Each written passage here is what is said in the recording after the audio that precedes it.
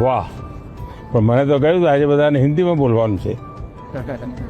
ફાવશે ને? चलिए. सर जब आए तो हमने देखा कि उन्होंने एक कोटी पहन रखी है जिस पे वर्ली आर्ट है. तो हमारे आदिवासी समाज में वर्ली आर्ट का बहुत महत्व है, तो हमें ये देख के बहुत अच्छा लगा. तुम बहुत एक्साइटेड थे आपको मिलने के लिए. किसी और बच्चे को आपसे मिलने और आपसे बातें करने के लिए कितने सवाल होते हैं, लेकिन हम उतने नसीब वाले हैं कि जो आपके साथ बातें करें. आप कितने दूर से आए? हम यहाँ डेडियापाड़ा से. डेडियापाड़ा से ही आए. अच्छा. मांडवी से. मानवी. अच्छा, क्या नाम? जय. जय और रवि है. इतने बड़े हो गए आप लोग. पहचानते? इनको बताया कैसा मेरा परिचय आपसे? इनकी हिम्मत आई कि नहीं आई सबका? हाँ, ये मुझे पहले भी एक बार मिलने आए थे दोनों. चलिए बताइए, आप लोग कुछ पूछना चाहते हो, कुछ जानना चाहते हो, बताइए. सर, हमारे माता पिता ने यह बताया कि पहले कुछ आदिवासी इलाके थे जो बहुत ही पिछड़े हुए थे. तो उन्होंने यह भी बताया कि आपका गुजरात के आदिवासी इलाकों से बहुत लगाव भी, और आपने वहाँ बदलाव भी किया.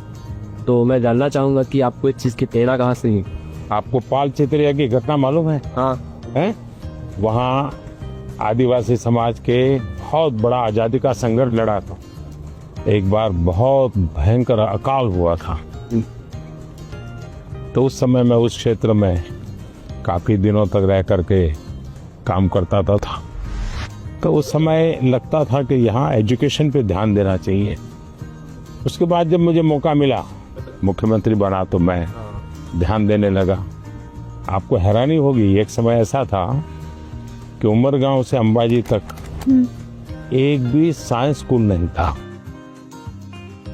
तो बाद में आपने तो देखा, अब तो 2 यूनिवर्सिटी है, साइंस स्कूल है, इंजीनियर ITI है, बहुत सारा बदलाव आया है. तो उसका बहुत बड़ा लाभ हो रहा है. हाँ सर. आज भी आपको मालूम होगा, एक मैंने PM जनमन योजना बनाई है. आदिवासियों में भी कुछ इलाके और कुछ लोग हैं, समाज वो और पीछे रह गए. तो मुझे फिर उनके लिए अलग से स्कीम बनानी पड़ी, अलग से बजट बनाना पड़ा. तो मुझे तब से लगता था कि हम शिक्षा पर जितना ज्यादा बल देंगे उतना बहुत तेजी से विकास होगा. दूसरा मेरे मन में था, पूरे आदिवासी बेल्ट उमरगाम से अंबाजी एक पूरा हाईवे बनाया है. तो विकास के लिए इंफ्रास्ट्रक्चर की बहुत जरूरत होती है. लोग भी आना जाना शुरू करते हैं, तो उस दिशा में ध्यान दिया. मेरा आपसे यह प्रश्न है कि पहलगाम हमले के बाद हमारे घर में सब चर्चा कर रहे थे कि अब आगे क्या होगा. पूरा देश आपकी ओर देख रहा था. फिर ऑपरेशन सिंदूर हुआ और हमारे देश की सेना ने जीत हासिल की. तो ऐसे संजोग में आपने अपने तनाव को कैसे हैंडल किया? हम तो सिर्फ परीक्षा के तनाव से. आप लोगों को परीक्षा का तनाव आ जाता है. जब आप पुरानी परीक्षा के दिनों को याद कीजिए, अगर पुरानी परीक्षाओं को याद करेंगे तो आपको लगेगा हाँ यार, जब गया तब तो टेंशन था, लेकिन जब करके आ गया तो कुछ नहीं था. ऐसा होता है कि नहीं? होता है. परीक्षा के लिए सबसे अच्छी चीज होती है कि आप पेपर सॉल्व करने की आदत डालें, लिखने की. ज्यादातर लोग क्या करते, पढ़ते हैं. यस. अगर खुद इस प्रकार से आप प्रैक्टिस करते रहते हैं तो मुझे पक्का विश्वास है कि आपको कभी भी तनाव नहीं आएगा. हम क्या करते हैं, पूरे दिन किताब, अरे कभी हंसो है. दूसरा सबसे बड़ी चीज है जो आज लोगों को ध्यान में नहीं है, वो है नींद. अच्छी नींद लेनी ही चाहिए. आपको लगेगा ऐसा कैसा प्रधानमंत्री है जो सोने की बात करने के लिए आए, हम तो एग्जाम के लिए पूछ रहे थे. लेकिन वो नींद इतनी पूरी लेते हैं तो बाकी समय आपका बहुत ही फ्रेश, नए विचार, नए आइडिया, मन बहुत प्रफुल्लित रहता. हाँ सर. हम डॉक्टर या कभी इंजीनियर या कभी अफसर बनना चाहते हैं, तो हमें आगे बढ़ के अपना करियर कैसे चूज करना चाहिए सर? अगर आपने 1 महीने में 10 चीज अलग अलग बता दी तो घर वाले क्या कहेंगे, इसका तो कोई ठिकाना ही नहीं. ये तो अच्छी चीज है कि आपको कुछ किसी को देख के लगा "अरे, मैं भी ऐसा बनता तो क्या होता"। अगर ये हमको करना है, जो व्यक्ति बहुत बड़ा बन गया है वो बड़ा बनने की इच्छा होना बुरा नहीं है, लेकिन वो बड़ा बना है तहीं से अपने को जोड़ो मत, कहाँ से शुरू किया था। अगर आपका ध्यान उस पर होगा तो फिर अगर हाँ यार यहाँ से चलो मैं शुरू करता हूँ। कोई कहेगा कि मैं क्रिकेटर बना, लेकिन जब मैं 8वीं कक्षा में था तो सुबह 4 बजे उठ करके साइकिल चला करके स्टेडियम तक जाता था और फिर मैं 2 घंटे प्रैक्टिस करता था। तो फिर तो मैंने कहा अच्छा इतना मेहनत करना पड़ता है, चलो मैं शुरू करता हूँ। अभी तो क्या लगता है देखिए यार सेंचुरी लगा दी, फोटो छप गई। तो सपनों के लिए जीना सीखे, सपनों के अनुकूल जिंदगी बना, लेकिन शोर अगर मचाए तो सफलता शोर मचाए। हाँ जैसे ही आप नंबर 1 आ जाएंगे तो सफलता शोर मचाएगी नहीं मचाएगी? पूरे स्कूल को पता चलेगा या नहीं चलेगा? चलेगा। पूरे गांव को पता चलेगा या नहीं चलेगा? तो हमारी कोशिश ये होनी चाहिए। सर ने जो बातें कही, जो मैंने सुनी, सब मैंने अपने जीवन में आगे बढ़ने के लिए और आगे बढ़ के कुछ बनने के लिए सब अपने लिए सोचा। आइए सर अब हम ले चलते हैं हमारे कल्चर से रिलेटेड कुछ चीजें दिखाने। सर ये है वारली पेंटिंग्स है, जो एक कार्डबोर्ड बनाते हैं उससे ऐसे पेंटिंग करते हैं। ये सभी वो चीजें हैं जो हमारे कल्चर से रिलेटेड है।